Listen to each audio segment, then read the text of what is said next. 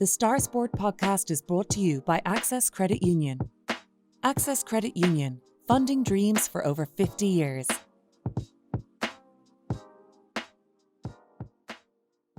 Close your eyes and pull like a dog. And a new Irish record for Phil Healy, 22.99.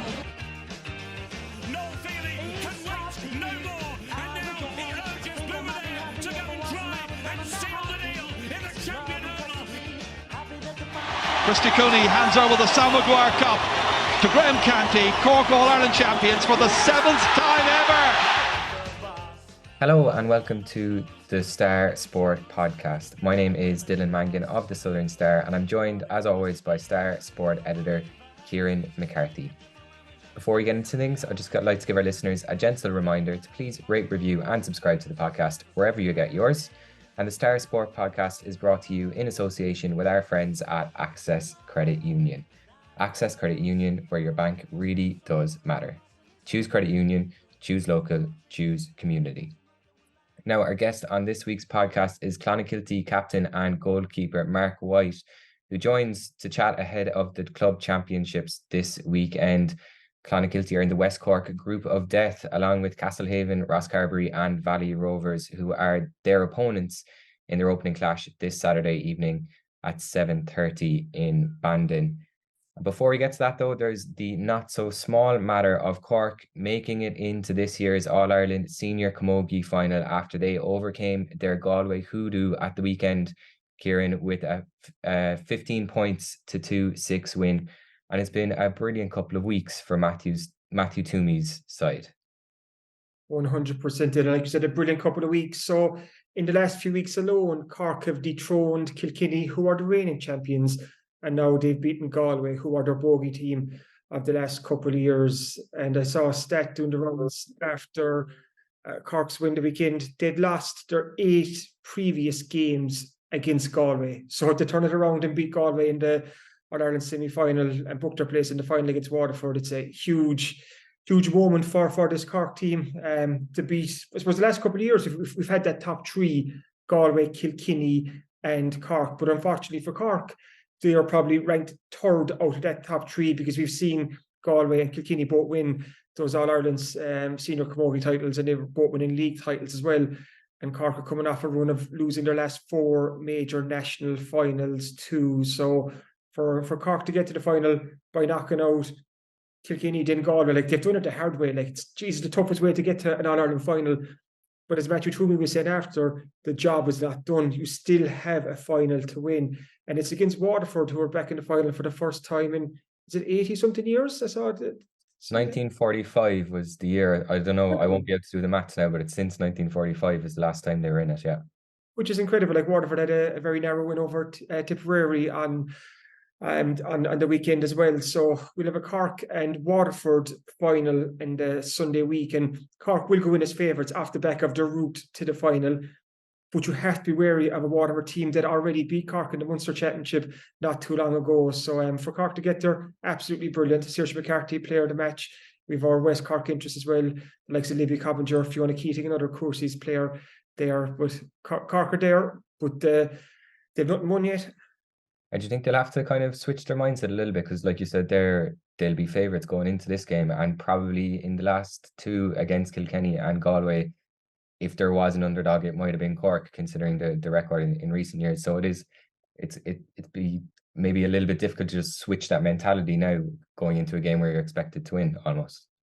Yeah, the dynamic going into this game is definitely going to be different because, like we said, Cork will be favourites, and like Waterford aren't going to make up the numbers either, and they'll fancy their chances of pulling off an upset. But Cork they have the squad, they have the momentum, they have the players. I was looking at the players they were rolling off the bench the last day, and it just shows the strength and depth that Cork now have. And that's what Matthew Toomey, he was even speaking about last year and before and after the All-Ireland final loss to Kilkenny, that Cork needed that strength and depth. Like the weekend just gone, Orla Cronin came off the bench, Aisling Thompson, Laura Hayes, Orla Cahalan, kind of you've such good players coming off the bench now, and there's almost an argument to be made that Cork are finishing with a stronger team than what they begin with. And if that's the case, brilliant, because that shows that the squad depth is there. So Cork are really in a good place going into this final. They'll have to put their heads down because, like I said earlier, Dylan, there's nothing won yet.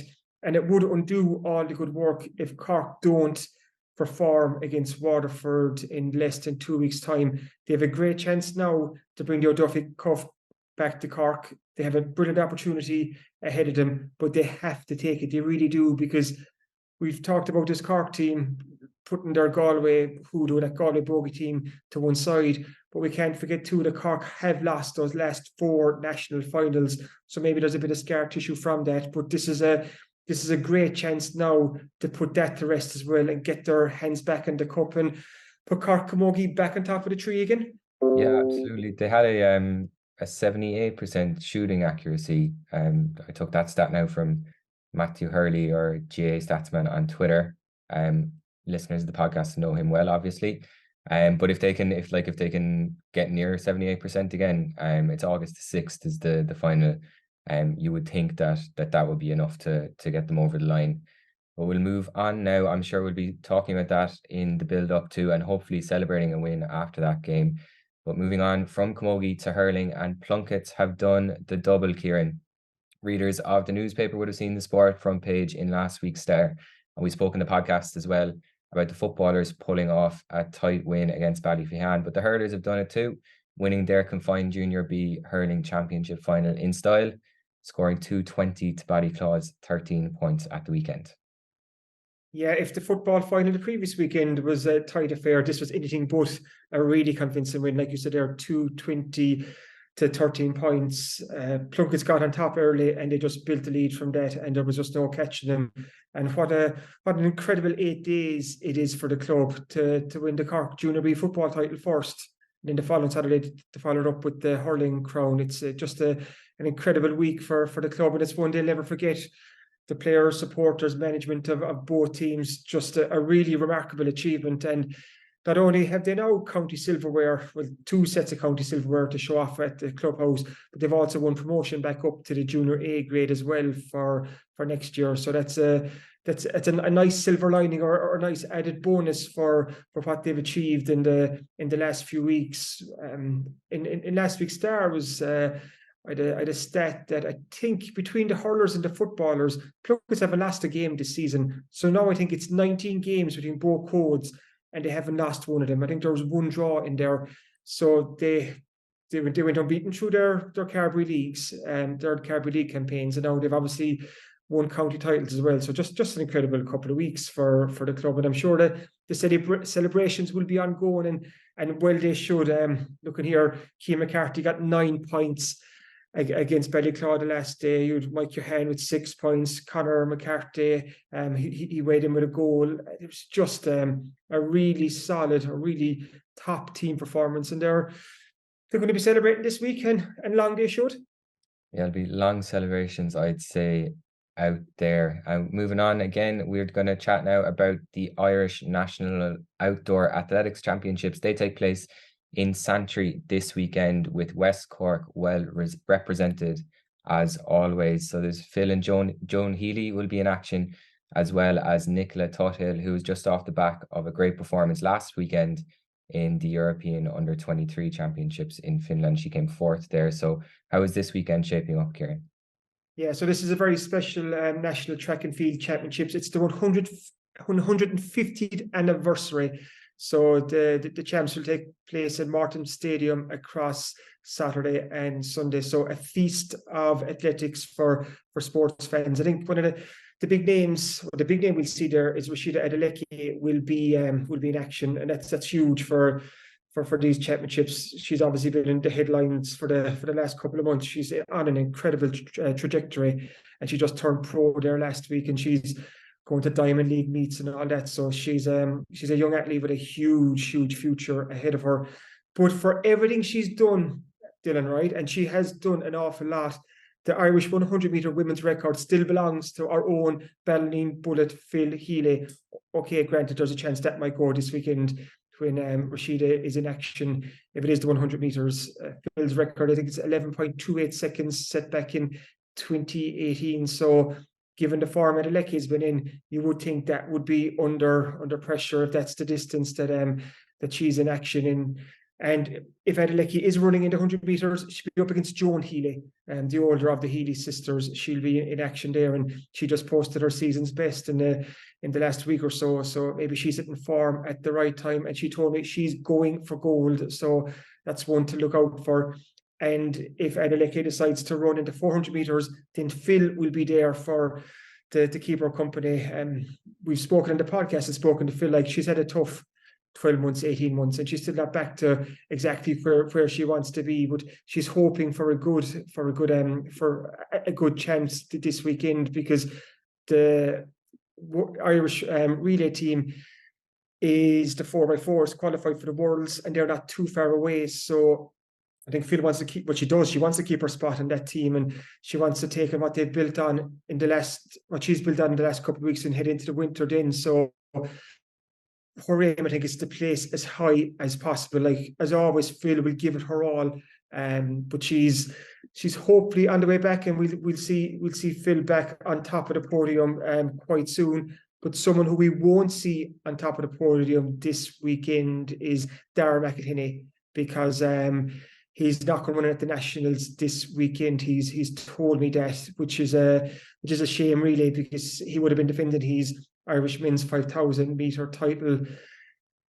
I suppose it hasn't been a great outdoor season for Dara. In his own words, it's been a poor season so far. So his qualification for the Worlds, it's not looking likely at the moment, but that's not to say that it can't happen or it won't happen.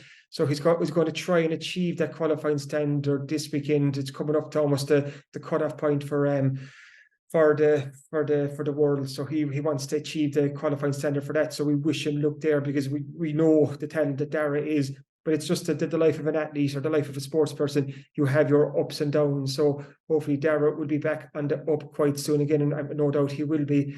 But just to touch on another West Cork athlete, Nicola Tuttle will be competing in the Irish women's hammer. She's looking to get her hands on that senior women's hammer title. She didn't compete last year because, if you can remember, she had suffered she fractured her arm at the World Throwing Cup in Portugal in early 2022. So she wasn't back in time for the national. So that's her target heading up to Century to begin. So yeah, plenty of West Cork interest, and hopefully we'll have plenty of West Cork medals making their way home after the weekend.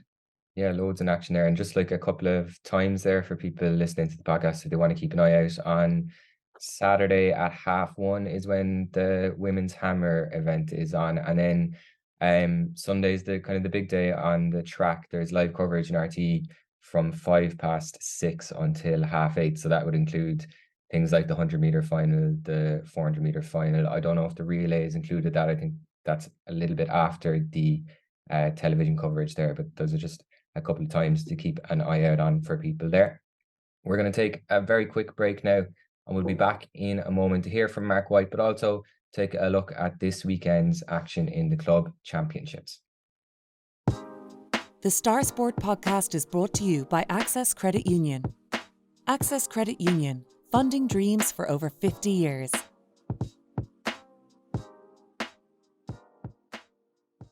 Now, welcome back to the Star Sport podcast, and we'll be joined in just a moment by Clonakilty captain Mark White for his thoughts on their game this weekend against Valley Rovers in Bandon.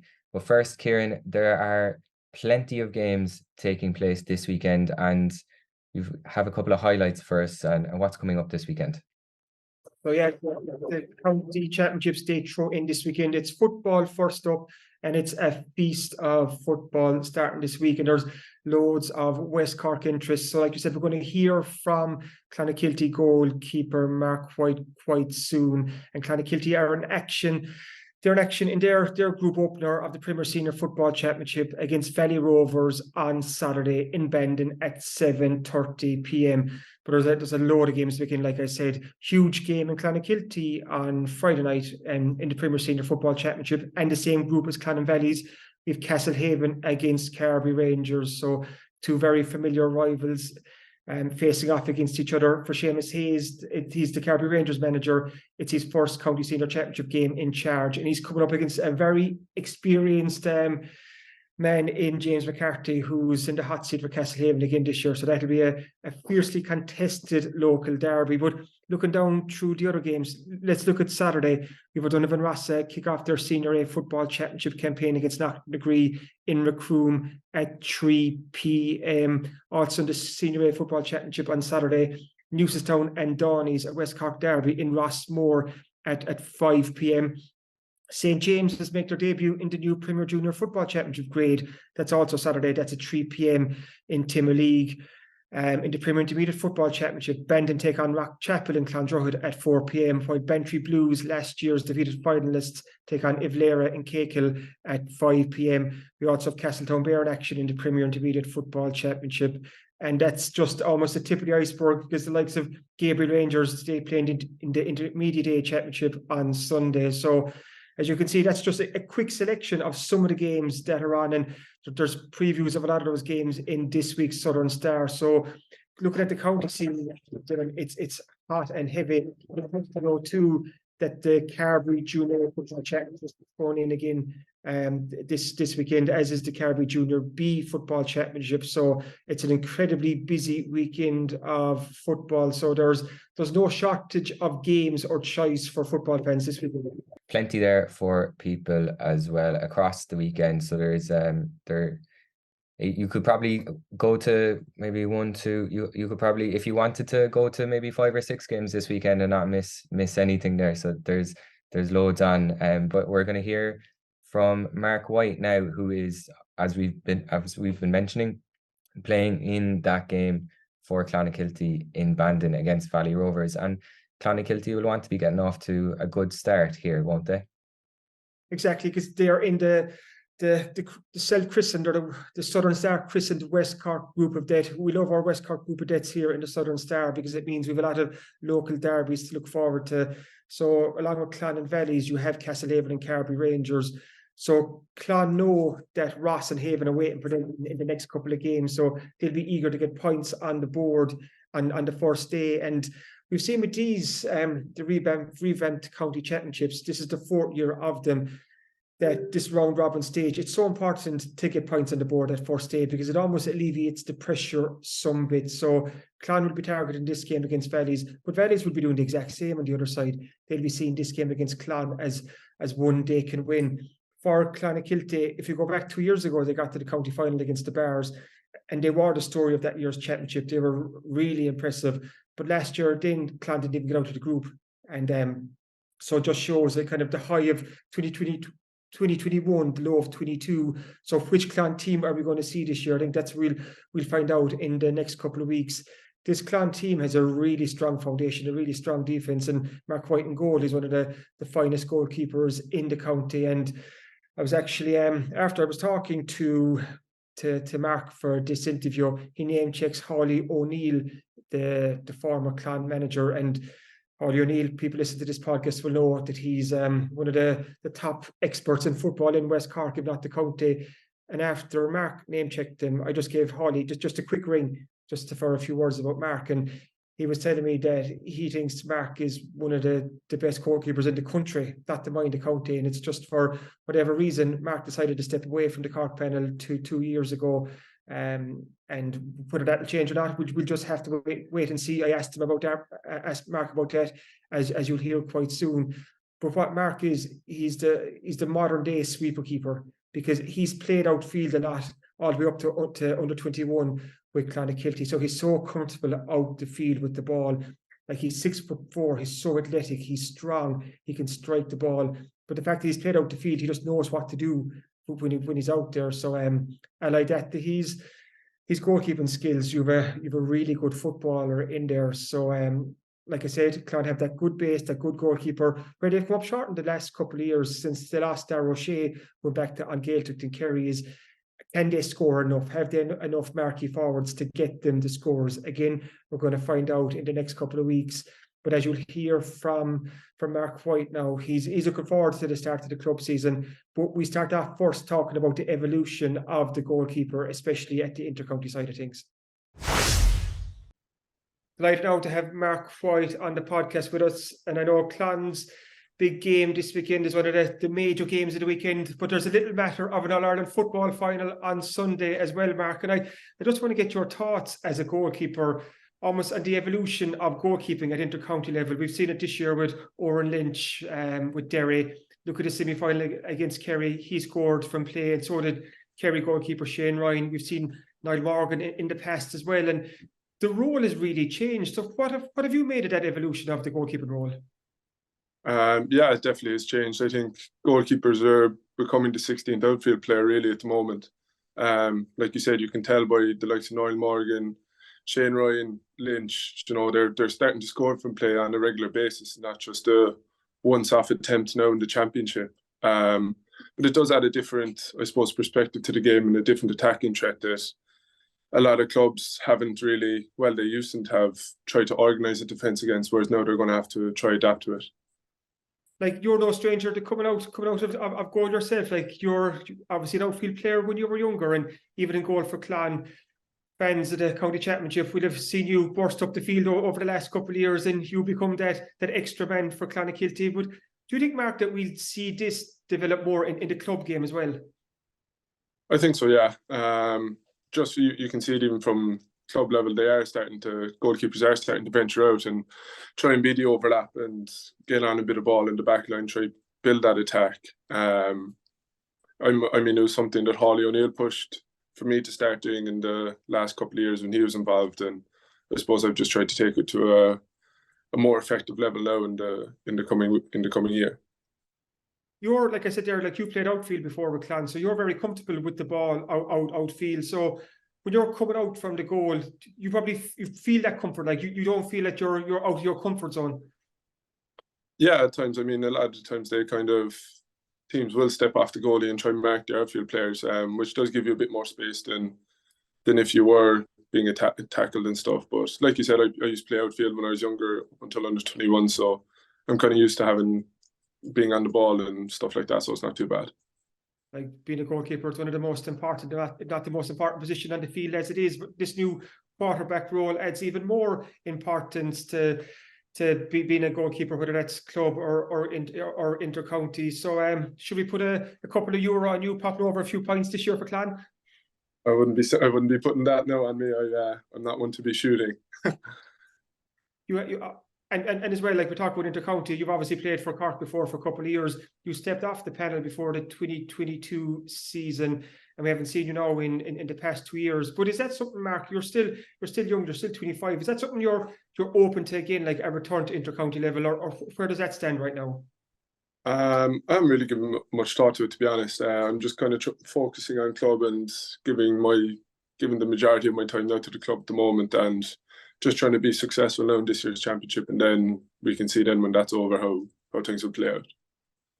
And you're obviously hoping for a successful Clan season. You're captain of the Clan footballers this year, and been a couple of changes since last season. First off, new manager in, Martin O'Brien is the manager, took over from Hawley. So what's that like, getting that new voice in the dressing room? That's good. I mean, change is always good at times. It kind of freshens it up, perspectives on things and stuff like that. But yeah, you can't fault him. His preparation and his dedication to us and everything is top notch. So hopefully we can just drive it on and do it for him as well. How has the season been going so far? If we're looking at the county league, Clan, you were going so well in Division 2 right up to the end. You were top of the table for a long spell, but then just missed out on winning promotion. So how would you assess your league form? Our league form was consistent, I thought. Like you said, the last two games have kind of dropped away from us, but I suppose we were hit with a lot of people going on J1s and holidays and things like that. So we had a good few, and obviously the lads involved in Cork. So we were kind of stretched for, I suppose, options. But then again, a lot of people who played that mightn't have got the opportunity showed up well. So I suppose that's what's helping us develop a panel as well for the next couple of games. And you mentioned there the fellas in with Cork, the likes of the Thomas Clancy and so on, and you've had a couple of players at the various kind of different grades as well. How does that affect the team when it's going through the county league? Because you don't have access to those players. Like, you don't get your Thomas Clancy to put in your team during the league. So how do you marry the two of them together then when those players do become available again? I suppose Mazur was a big thing on integrating it all throughout the season. So they weren't available to us, and that's where the other people then have to step up and show that they want to actually gain a place in the championship as well and push people on. But also, they weren't available for the games, but they were still coming down trainings and seeing how we wanted to play and stuff like that. So even when they come in, they'll know exactly how we want to play, so they'll be able to fit right in, hopefully. Before we look ahead to the championship that is thrown in this weekend, Mark, doesn't look back to last year or even the year before, 2021, Clod surprise packets of the County Premier Senior Football Championship. The story of that year's championship went all the way to the county final and really put it up to the bars there.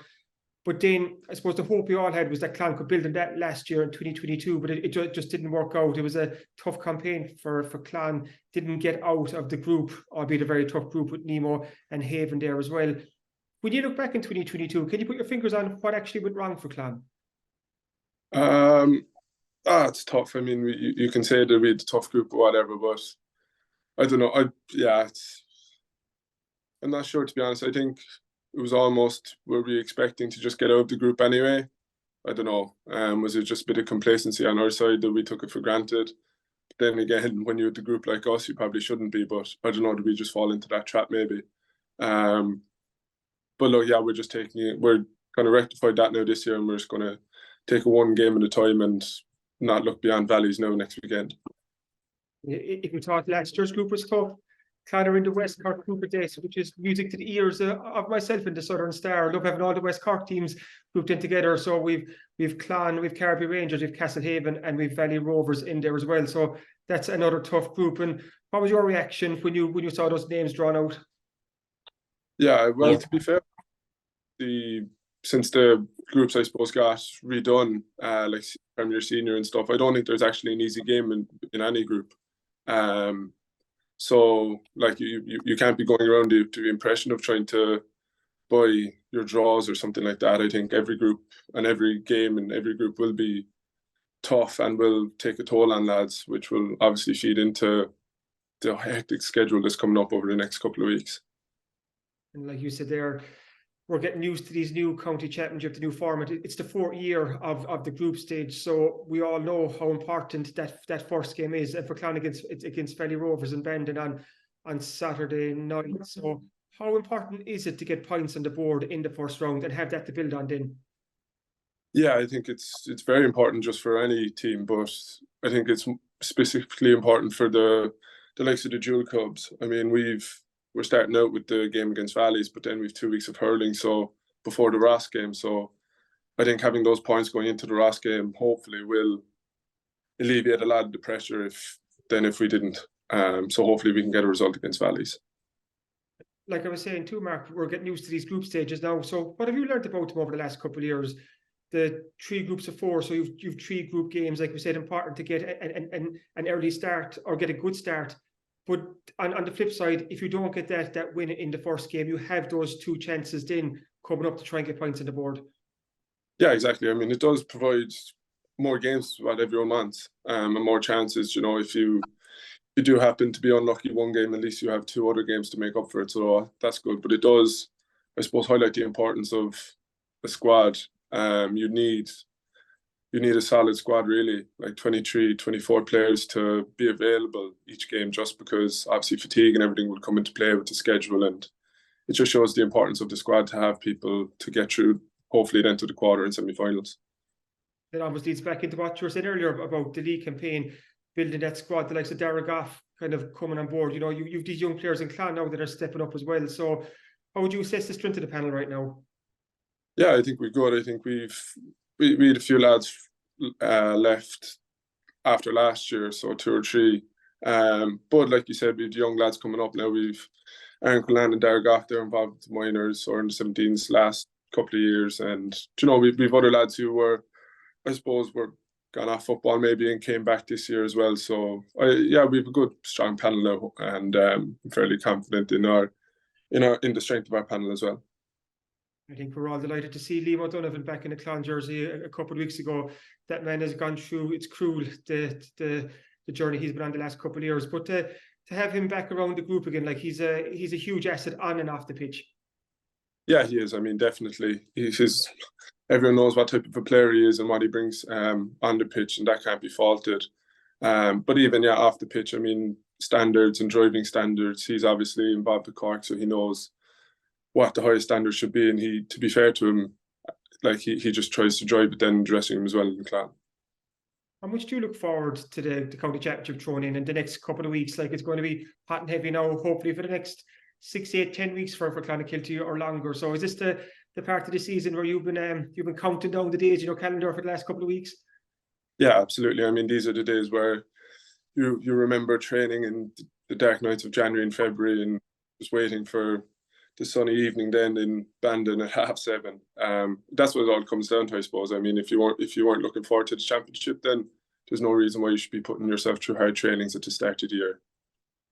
And do you think this Premier Senior Football Championship, it's taken a couple of years, but it really has settled down? And we could say the same for all the different grades in terms of teams have found their natural level. So if anything, it's getting more competitive. Yeah, absolutely. I think I alluded to that earlier as well. I mean, there's no easy game in any of the groups. They're all going to be very tough. Everyone's roughly around the same mark, you know. So I mean, there's no easy games. That every game should be exciting and should be close, and you wouldn't expect anything less. Oh, good stuff. No, thanks for coming on, Mark, and the best luck against Valleys on Saturday night. All right, perfect. Cheers. Thanks you. The Star Sport podcast is brought to you by Access Credit Union. Access Credit Union, funding dreams for over 50 years.